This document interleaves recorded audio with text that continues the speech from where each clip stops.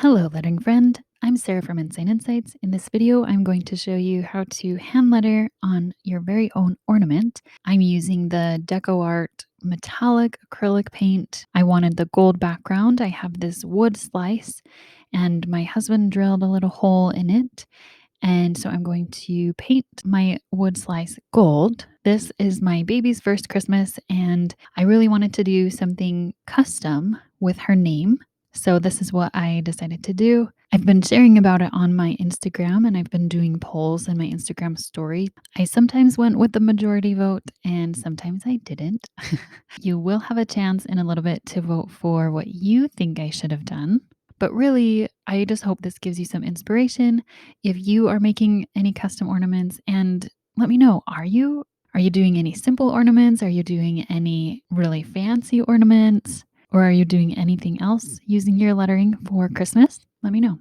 So this is my baby's hand from right when she was born. I had traced her hand back when she was still sleeping all the time and she could sit still. A lot of people were recommending doing a footprint, and I thought that idea was so cute, but oh man, she is so crazy. She will not sit still to even trace hand or foot right now at all. So what I did, I just traced on this tracing paper her handprint, and then I flipped it over so that my pencil was against the wood slice, and then I scribbled on the top so it kind of transferred the lead onto the wood slice. And next I'm using a white acrylograph. This is from Archer and Olive. I thought about using my Posca pen, but I wanted this little bit of a thicker line, and I don't have the really thick Posca pens. I only have the tiny fine point.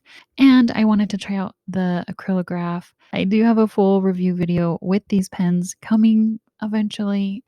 It's kind of on the back burner. It hasn't been requested a ton.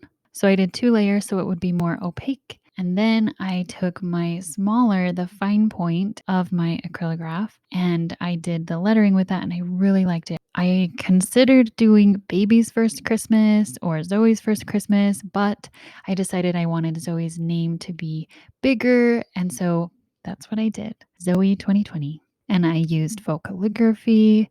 Faux calligraphy is the best way to do lettering on wood or anything with just a fine point pen, because all you do is thicken the downstrokes. If you haven't heard of faux calligraphy, I will link to my faux calligraphy tutorial. That can be really helpful for you if you're starting out with just a regular pen.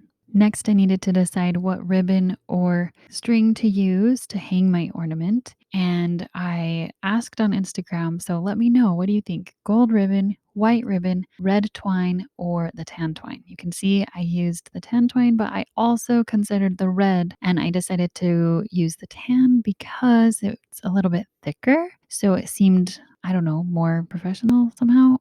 These are just ones that I had in my craft space. And so that's what I was choosing from. Let me know, which ribbon would you have chosen? Did this give you any ideas of how you are making Christmas ornaments this year? I'd love to hear from you. Here is hanging up the ornament on the tree. I really love how it turned out, and I hope Zoe will love this for years to come. Thank you so much for watching this video and subscribing to my channel. I want to remind you the way you create right now is exactly where you need to be. I will see you next time.